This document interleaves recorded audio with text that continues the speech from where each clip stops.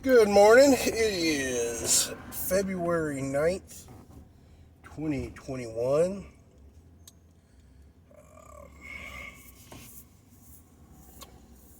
Tuesday. Kind of a funky day here in Houston. Foggy and wet and damp. Soon to be nice and wet and cold this weekend.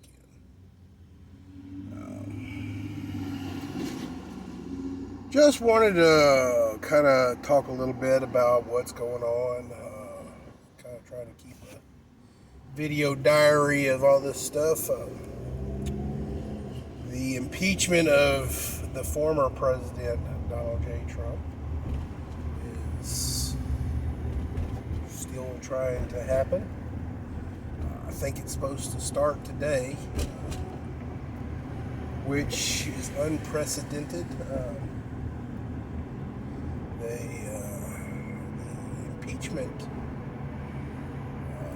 part of the Constitution is there to unseat a in office politician, and it's never been done to a former politician who's already been removed by the votes. Basically, what they're trying to do is they're trying to make it so Trump cannot run again in 2024. I don't think he would anyway. He's got bigger fish to fry and stuff like that. So, and he's getting older, so I think he probably just needs to leave it to the younger people. Maybe his son, Candace Owens. She'd make a hell of a president, or even a vice president.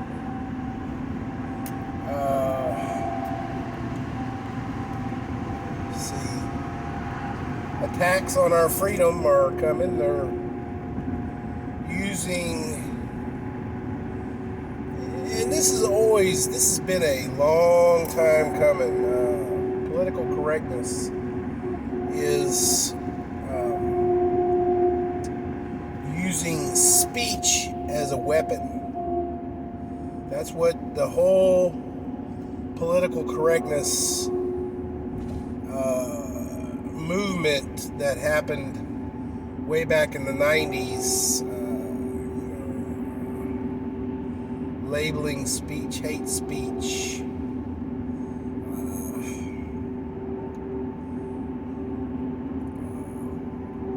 deeming certain words bad, or even spinning words.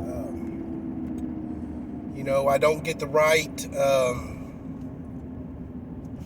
reaction if I say Bob jumped off a deck into a river, but if I spin it to Bob drowned in a river,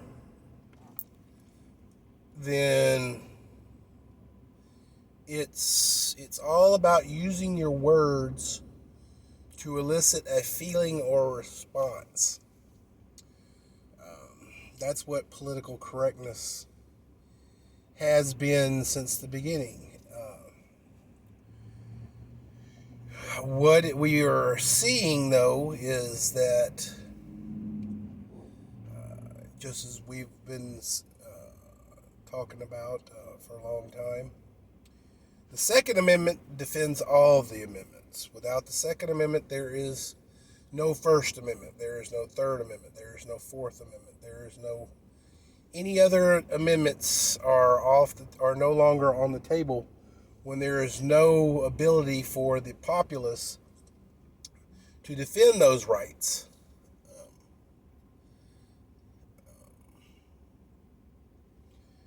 So, what is happening is that patriotism, right wing, which right wings tend to be very patriotic people. They love their country. This is being deemed hate speech, which they've been trying to do that for a while now. I mean, they want to label anyone who loves the American flag and the country as a nationalist or a white nationalist, which, that's insanity. I mean, patriotism is, in loving one's country, is not party specific. There are Democrats out there who love their country. There are, libertarians out there who love their country. We live in a country that, love it or leave it, you really and truly, you gotta love it. There are other places to go with other political leanings that you can go to really easy. But, why go somewhere when you can change where you live into, what you want it to be?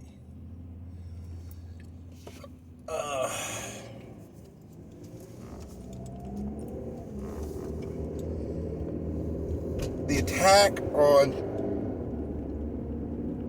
the First Amendment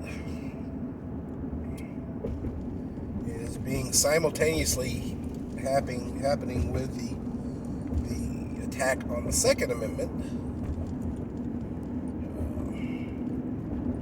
Even harder on the First Amendment because big tech has, managed to, silence oppositional language like crazy, which is not good. This country was built on contending ideas and debating of ideas and things like that. We don't have to agree on everything, but, we can still love and like each other. Now, this had a kind of a theory about when I was growing up in the 90s, early 90s, late 80s, there was a saying going on that two things you don't want to talk about is religion and politics with your friends. Why is that? Those are very difficult subjects to table with just random people around. Why would you want to strike up a conversation in which there would probably end up being a heated debate about? But what's also on the same side of that is we've got religion, the Christian faith, wants you to talk about religion, wants you to convert people, or, not necessarily convert people, but, to bring them into the fold, which is interesting. And such is that a lot of people, unless you are not in like-minded groups like church small groups or Sunday school or at church or, at a church function, we really don't discuss religion.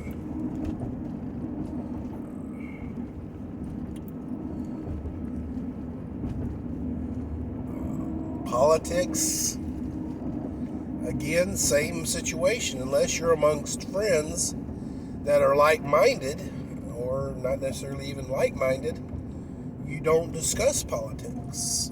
And even though when you do discuss politics, you keep it brief.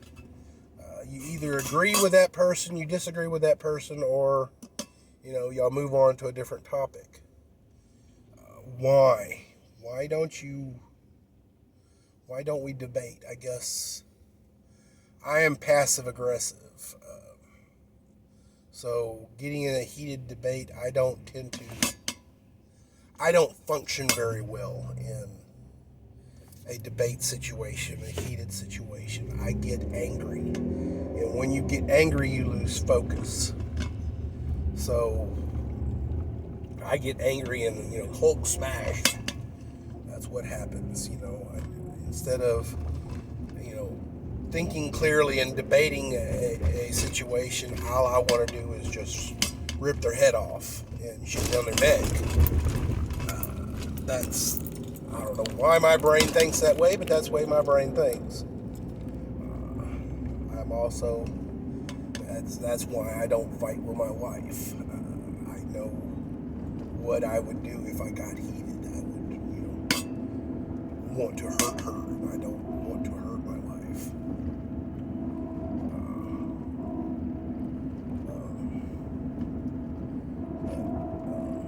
That's neither here nor there.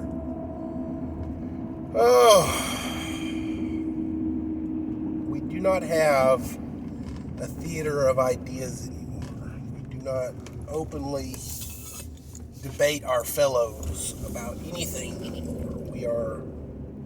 We are a society of memes, and with big tech and their algorithms, it tends to pin us with other like-minded people. It lets us see,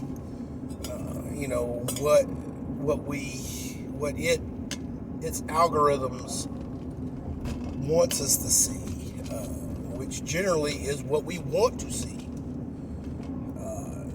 That's how the algorithms basically shielded Democrats from all the shit that our current president's family has done. All of a sudden he gets into the White House and boom, they pull the curtain and boom, all of a sudden, I didn't know that Hunter Biden was in bed with China and Ukraine and stuff like that. I wish I would have known that. I wouldn't have voted for him. It's because of the algorithms. If you are, if you like, puppy videos and PETA and all that other stuff like that, it's going to feed you nothing but PETA. It's going to, if you are, watching, if you like CNN and stuff like that, it's going to feed you nothing but CNN. Even my phone, my YouTube page, I don't like Fox News. I don't like CNN. I'm not subscribed to these channels, but I still get blips and blaps from CNN, MSN, and all that other shit like that through my damn thing. I have to, not interested, don't like the video. Not interested, don't like the video. All the time. I mean, it's constant. It's trying to, feed me this plate of food that I don't want to eat. And, I will tell you this. Sometimes it is good to see the other side of the fence. I subscribe to Tim Pool. Now, Tim Pool is not, a hardcore leftist. He's more of a centrist, but he does lean Democrat. So he is going to see, smell, and taste through the algorithms the different stuff, and he's able to then contest it or, agree with it. And I can see what, the other side is saying. So, fortunately, my algorithms are probably so right-wing, other than the Tim Pool thing, it has an easy time spoon feeding me what I want to see. Music videos, hard rock, and survival stuff, prepping, and geopolitical, news. But which is interesting because generally hard rock and all that stuff like that, I guess, don't really mix. But and then again, I also have cartoons and stuff like that I watch. Oh, 15 minutes in, have a really even setting.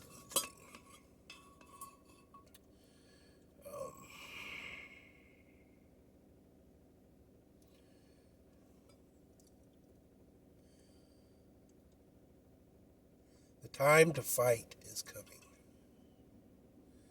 The time to draw a line in the sand and stand by it. The former president can't do anything. The office of the former president of the United States of America, Donald J. Trump, cannot do anything. He's a real estate guy again. He basically builds, hotels and stuff.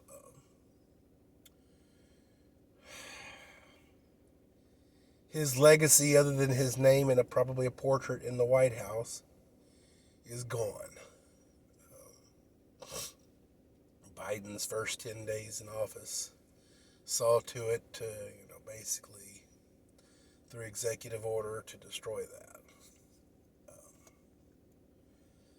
Because he felt that,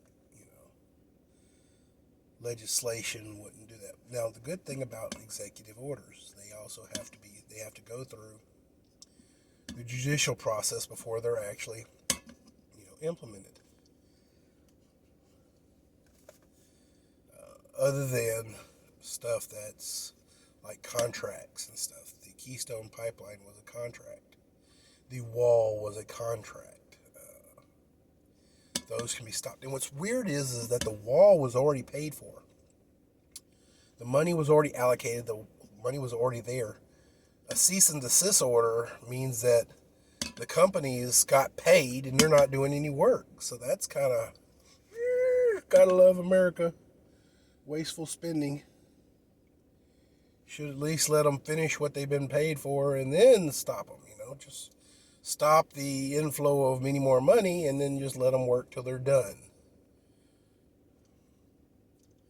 Would have been more fiscally prudent, I guess. Keystone Pipeline, a very green, environmentally friendly way to transport, oil. Cease and desist. Killed 10 to 100,000 jobs, and all of a sudden now the trucking industry is, of course, more vital. What's the bad thing about that? The trucking industry can be halted. Easy peasy. And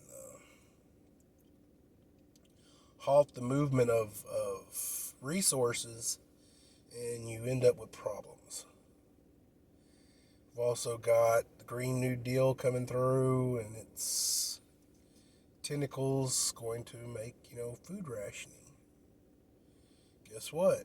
If they halt trucking, then your grocery store doesn't get restocked. Grocery stores work on a day-to-day basis. If they don't get their shipments every day, they don't have food.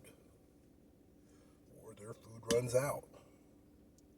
That's why we had the toilet paper shortage of 2020.